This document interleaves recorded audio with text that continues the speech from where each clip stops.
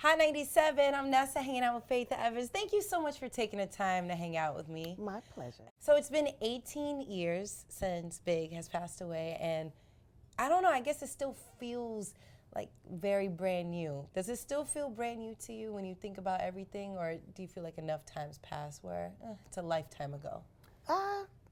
It's sort of a little bit of both. In some ways, it definitely seems like not yesterday, but a couple of years ago. Yeah. But in many ways, my son is going to be 18 this year, so is he 18 already? I think he's 18. Wait, he's 18.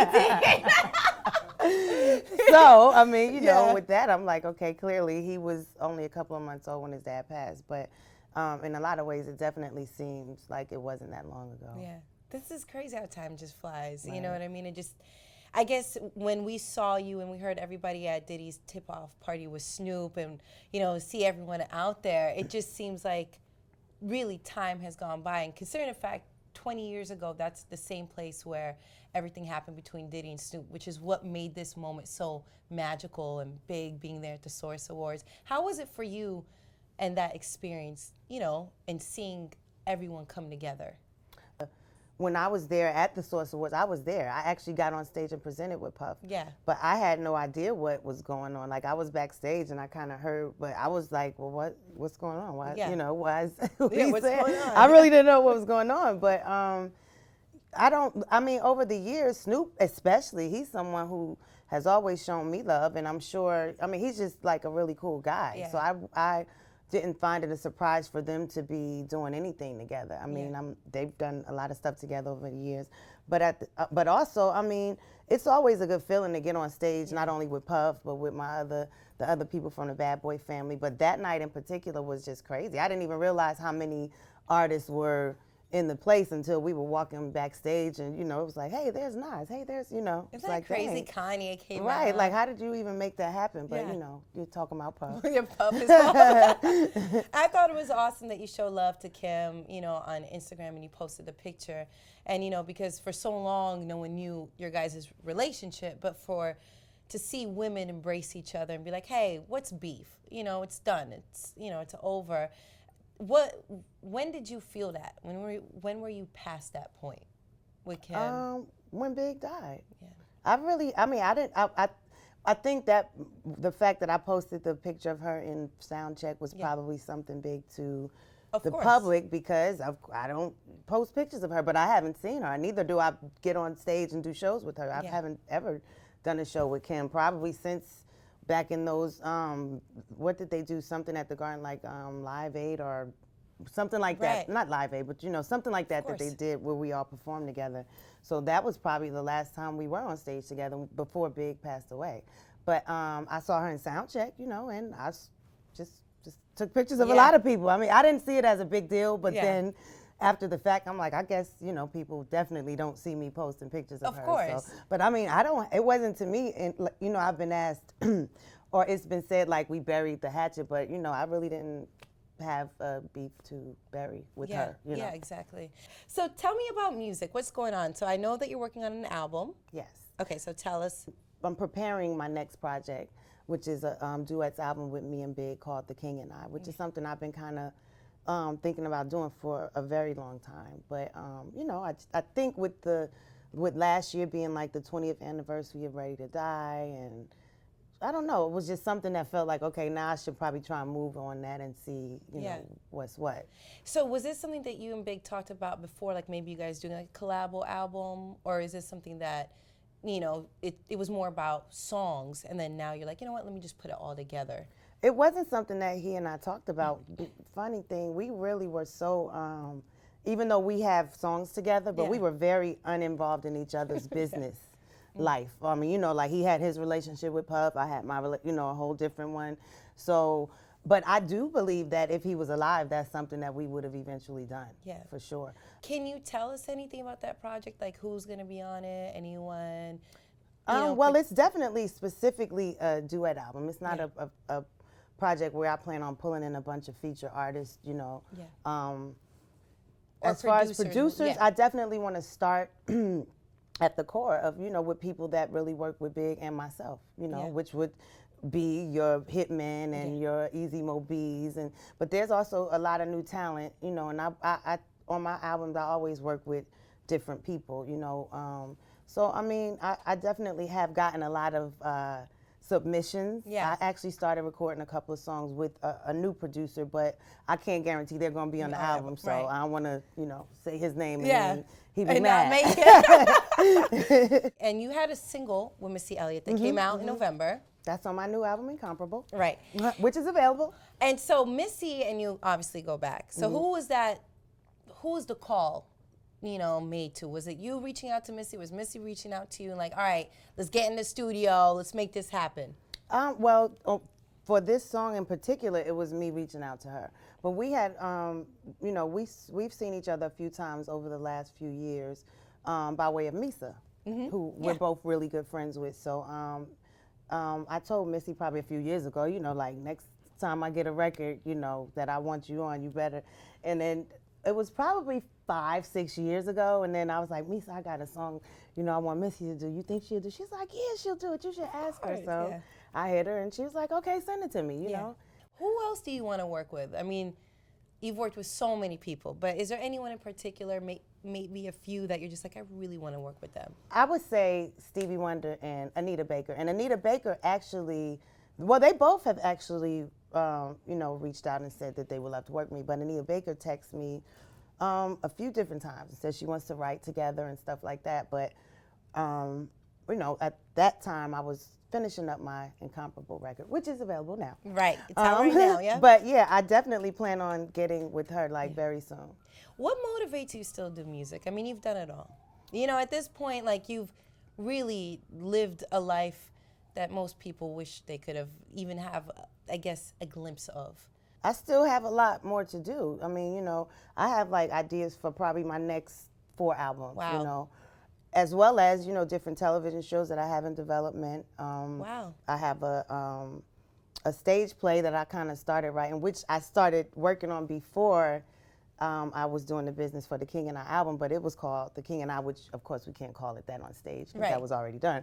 But it's kind of based on my book, which is, but more so me and Big's relationship, that part of my book. Yeah. Speaking of you and Big's relationship, what's your best memory of him?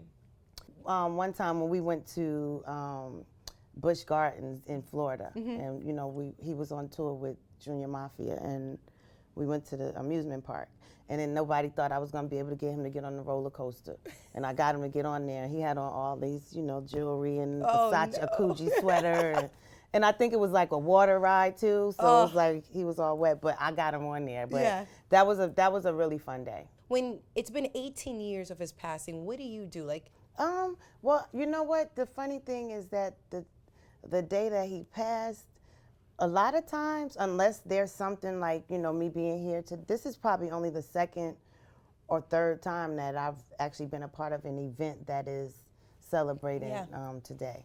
I mean, usually only by way of social media, you know, do I really remember. Because, you know, there's plenty of times throughout the year that I think of him. I mean, I would like to say I celebrate him every day in some way or another, you know? Yeah. So for a very long time, I kind of forgot about, I mean, you know what I mean? Like it just, this day didn't so much stand out until people would hit me or somebody would call, like, you doing okay? I'm like, yeah, I'm good, you know, but there's times before this day that I may have thought about something and gotten emotional or gotten a laugh. Plenty of times we talk about him and it's all just happy and laughter, you know, most of the time. Yeah. Most of the time. What's the sweetest thing Big's ever done for you?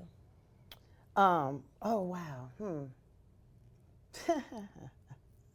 Well, it's probably a little bit it sounds backwards. But, okay, the story that's in the movie, and it's in my book as well, when I got on the plane and went to Virginia and had a little scuffle. Oh, yeah. Yeah. And I flew right back, like I left and got on the next flight out. And then he was on the next flight in New York looking for me. Like he drove all through Manhattan and Brooklyn. And he was telling anybody he saw that knew me, like, please tell my wife I'm looking for her. Like, and I was pissed at him, but I was like, okay, like you really want to get my attention right. Like I had everybody calling me from Harlem to Brooklyn to Midtown, Jacob the jeweler. Have you seen Biggie? Like he's looking for you. How do you handle things with your son? Do you tell him stories the same way? Does he ask things as much, or is it kind of like, oh, this dad? CJ doesn't really have to ask so much. Yeah. I mean, I can probably count on one hand the times that he has, but it was probably a question that was a continuation of something that, he spends a lot of time with Miss Wallace. He spends a lot of time with C's. And I think even from the time he played his dad in the movie, that was probably such a great lesson on things for him.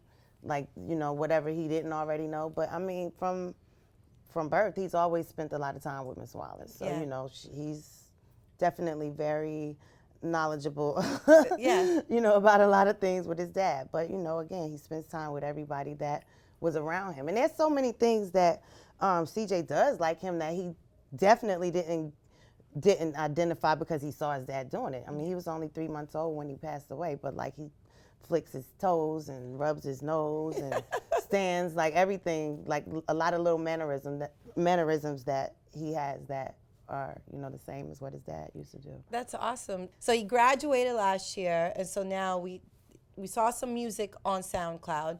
Is he just like, trying to figure out what he wants to do as far as like career-wise, or? Well, he just finished his third feature film, and he just got a manager for his film career. But he's going to go to a film school, LA Film School. He because he did the film, he couldn't start college, the first in September, like all his friends. Then when he went to go and try and take a few classes, we found out that he had to take a full load because he's a new, a freshman. So I'm like, well, why don't you just go to, a film school or something if that's what you want to study. So, we decided on that. So is it the movie that inspired him to do this? Yeah, I mean, he was really like not the one that I thought would be an actor. He was like the most laid back of my kids. He was very shy before he did Notorious. Yeah. I mean, even during that, but I mean, we didn't know he was going to be so good. Yeah. Because, I mean, he actually did have to audition. A lot of people think he got the part because, he was Big Son, but he was like, they had a few people in mind. And he was one of the last kids to audition for the part because Miss Wallace wanted him to. Yeah. And he did really well. Yeah, he was great. They was like, he got that. He did a good job. Then he did Everything Must Go with Will Ferrell, and he just filmed a movie called Kicks, which is coming out this summer. I was reading up on the internet. I loved how you handled when everybody was talking about his sexuality, and I love how you handled it when you're like, whatever he is, I love him if that's what he was, but we love him. Like, I love CJ, and I was actually looking it up on the internet, and I just think as a mom to hear you be supportive and not be, negative about it was nice, Well, yeah, I mean, I have like really, really good friends and family members that are whatever they are, whether they're transgender, bisexual, homosexual. I mean, they live a real life. I mean, you know what I mean? They know what it is. So that's not something that my kids even frown upon. They love everybody if they are someone that's exuding love. You know what I mean? Exactly. So that was very sincere, but at the same time, it was just kind of just a false thing. Like, he never said I'm gay. I don't think he would do it that way if he was and wanted to come out. He wouldn't do it that way. Are you a momager? Well, I mean, I guess kind of, sort of, but then I always kind of like diverted to my manager. Like, I'd be like, call Auntie Cheryl. Ask her what she thinks. Like, yeah. But do you get he tends to do like, since he came up here and spent some time with Miss Wallace and ended up like going on the radio rap. I'm like, wait a minute, what is going on? Like I didn't know you was gonna do it. Like, this ain't what you doing. Like, I gotta explain this to people now. Yeah. But sometimes he'll do stuff, but now he's learning like he gotta really ask. Cause I'm like, well, you can't just do stuff. Like you giving people the wrong idea. She's getting calls for shows and stuff. Like trying to book them. Do you want him to be in this industry, ideally, or would you rather him like, hey, let's become a doctor? Let's stick to sciences. I mean, the thing that I feel great about is that, I am not an artist that is consumed by the industry. Like, I've always been very much, when I come home, I'm mom. I mean, and I'm not really gone for long and, take off my Faith Evans costume upstairs and go in the kitchen and cook dinner, you know. But so they do know, you know, they're very balanced and stuff like that. But I think the part that I'm trying to get them to understand is that it's not as lucrative as it once was. So, you know, it's like, and then at the same time, that's so easy. That comes easy. So just, you know, study something or work, you know, something, even if it's something that will support that, or, you know, that you can kind of use as a companion to that, you know, something that doesn't come so easily, so that you will have something to fall back on. I wouldn't say I don't want them to, but I just want them to understand the importance of being able to provide and have a stable something. Yeah. Because this, you know, I can't sit here and say that, I mean, everything that I'm financially supported by just being a recording artist. Right. You know what I mean? Takes a lot. That's not the case. Like, if I didn't have a family and I was on the road as much as I could be, I probably would make a great living, you know, as a recording artist, not off of my recordings. Right. But, you know. Tours. Exactly. But, you know, I got to do other things, ancillary things.